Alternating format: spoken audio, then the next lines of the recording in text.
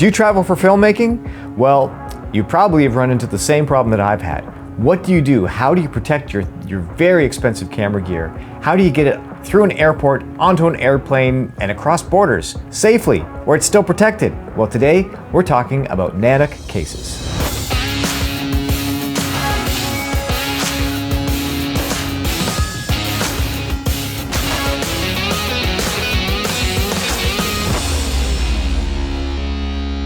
Thanks so much for watching. We really appreciate all of you who have subscribed, and if you haven't subscribed yet, what are you waiting for?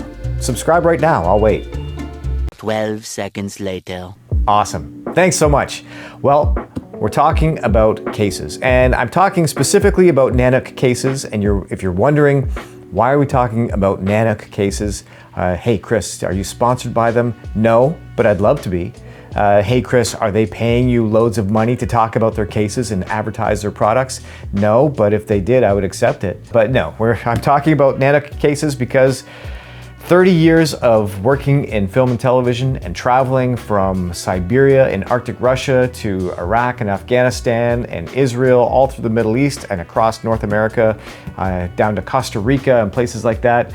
I'm traveling with equipment that costs lots of money that I need to protect and I need to bring back in all in one piece, and you're putting it on airplanes and it's scary. Have you seen how they handle luggage? It is a scary, scary thing when you have invested your hard work and your money into purchasing this equipment to do your craft. And then when you get to the airport, you put it on a conveyor belt and you hopefully see it on the other side. And you have no idea what's happening to those cases, to your gear when it's going through the system. Well, that's why I've invested money in NANUK. No, I didn't buy stocks or shares. I bought the products, and I bought the products because I've tried and tested others. I've used soft cases, I've used backpacks, I've used all of that kind of stuff. And really the last few years with the amount of traveling that I've been doing and going to some pretty crazy places, for me, it made sense once I started trying the NANUK products. And so what we're looking at today is I'm going to talk about a few of them. First of all, for my big main camera, which is the Sony FX9, I am using the NANUK 938. I like getting these cases where they have the wheels and of course the handle, the slide out handle for rolling around so you don't have to carry this thing, because when you load these things up, you know, these cases, while they are kind of, I guess, sort of considered lightweight cases, once you load them with equipment, they're quite heavy. But I love the lock system. There are other cases that don't quite have the same double lock, right? Where you put them on and they pull down and they lock. They're not gonna open by accident. You can't just flip them up easily. You gotta push down on the little button and then release. And when you open it up, I love the fact that you can get these cases with all of this stuff made for camera guys like us. With these pouches, you've got room for everything from release forms and sheets and whatever other flat documents. Even I throw the iPad in here sometimes if I'm using it as a teleprompter, that kind of thing. You've got these great pockets. I love these semi-transparent pockets where you can put all your cables. You've got so much room for holding your stuff. And of course, you can get these with the dividers, the Velcro dividers, and you can see the FX9 is inside this case. This case is, I find, excellent for holding the FX9 and, of course, not batteries. If you've traveled already, you know that taking your big V-mount batteries or any kind of a camera battery is not gonna go in your checked luggage. So if you didn't know that, little tip for you there, free advice. Do not put your batteries in your checked luggage. You have to bring those in your carry-on. So this is what I use, the NANUK 938. This case has been amazing and has already gone all over the world with me and has been through some yeah, you can tell from the battle scars on it that it hasn't always been handled with care. And you know what? It's kind of cool when you get some stickers, like I've got my Yeti bottle sticker, and I've got a little sticker here. For those of you who've been following me, you might know about a little project I'm working on. I'm not gonna say too much right now, but keep your eyes open for that. I'm gonna throw this guy down here. Now, that For my FX9, that's not a carry-on, but if you need to carry stuff on a plane, what do you choose? Well, I have the NANUK 35 for that. I find that this NANUK 35 is an excellent case for a carry-on. It fits most airlines' carry-on requirements, and yes, they do stop me and ask me to put it in the little holder frame thing so they can verify, because it, it doesn't look like it should be a carry-on, but it fits perfectly. What I love about these cases, again, like I said, you've got the wheels, so you don't have to just carry it, you can roll it, and it's got the extendable handle, which slides in. I like these handles better than the Pelican. Their cases had just one solid piece. I don't know, I just like the fact that it's two arms on there. Again, you've got your claw latch, and if you open it up, you can see you can get these with the pockets. There's room for putting release forms or documents or whatever you want back there, and you've got your completely adjustable, what do you call this thing? The soft stuff that helps keep your gear protected. But of course, you can buy these cases without all of this stuff. You could just buy it empty, and you can put your own stuff in it. You can get foam, you can get those foam core things.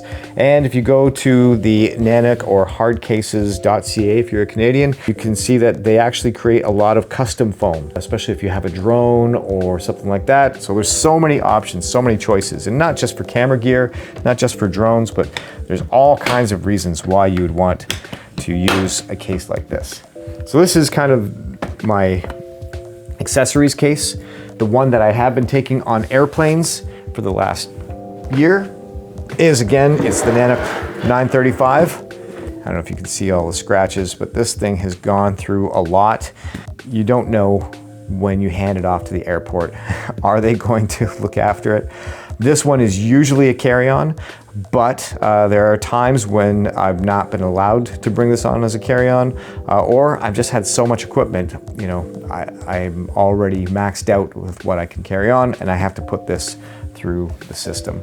But this is my main camera case for my smaller cameras. Usually I bring the A7S III and the FX3, and you can see I've got it. Of course, those cameras are out right now, but you can see how we have it loaded up. I do have my V-mounts in here right now, but that's because the last time I used it, I was able to bring this as a carry-on. And so because it's a carry-on, I can bring my V-mount batteries in here. I used to always avoid the hard cases. I preferred backpacks. I preferred the soft cases. I don't know why. Maybe it was just the cost, because these definitely, they are not inexpensive. But when you've got $15,000, $20,000, $30,000 worth of gear, don't you think it's worth investing in a protective case that's gonna protect it? It seems buying cases is one of those things that's not a fun purchase. Buying a camera, buying a lens, buying that kind of stuff, that's fun, right? That's the cool stuff. But buying a case, it's like, I'm gonna spend $300 or $400, $600 on a case.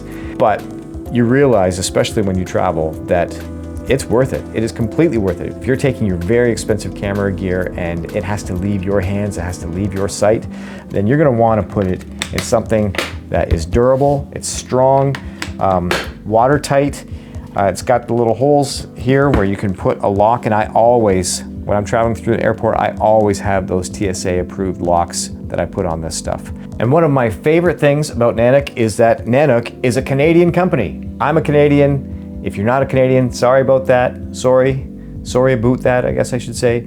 Because they make such great stuff, I am slowly buying up, I think, at least one of every size of case that they have, right? So this is the 935. And if you need something a little bit larger, we've got the 963. I mean, look at this bad boy. This is a big case. You can fit a lot of stuff. And of course, the bigger the case, the more locks they have on it. This one has 5. And you open this thing up. And again, we've got the pockets, the cushy foam thing that you can completely customize to whatever your equipment needs are. But the one downside of such a big case, when you load a case like this up, it becomes very, very heavy. So that's something that I found. I got this case and I do use it. I don't really travel in the air with it, because by the time I get this case loaded with all the stuff that I want, usually I'll put like lights and stands and that kind of stuff in here. This has not become an air travel case because it can easily weigh 100 pounds or more by the time you load it with everything that you can load. But you know what, for the right job, you know, and depending on the equipment that you have to carry, this certainly is more than capable of air travel. You just have to pay for the extra weight. But this case with some possible Rec Watch stuff coming up, we may be using. And you say, Chris, Rec Watch, what are you talking about? I've noticed you're wearing a Rec Watch shirt. Well, I'm glad you asked, because if you like travel, adventure, if you like underwater shipwreck stories and diving, then check out my other YouTube channel, Rec Watch TV. I do that with my good friend, Dr. Sean Kingsley out of the UK, and we have some very exciting stuff coming up for that. So there's my shameless plug for Rec Watch. Check it out, because it's a lot of fun, and we have some big stuff coming up later this year that you're gonna wanna watch, or maybe you can even be a part of. All right, so other cases. As I had said earlier, you can get them with pre-made insides, guts, you know, foam package. This one is too big for me to put on that table.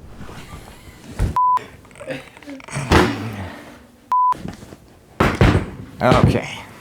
What are we talking about here? NANUK cases, and I just got this bad boy up onto my tiny little flimsy table, which is not made for such a case like this. And you say, Chris, why did you put this thing up on a table? You've already talked about NANUK cases.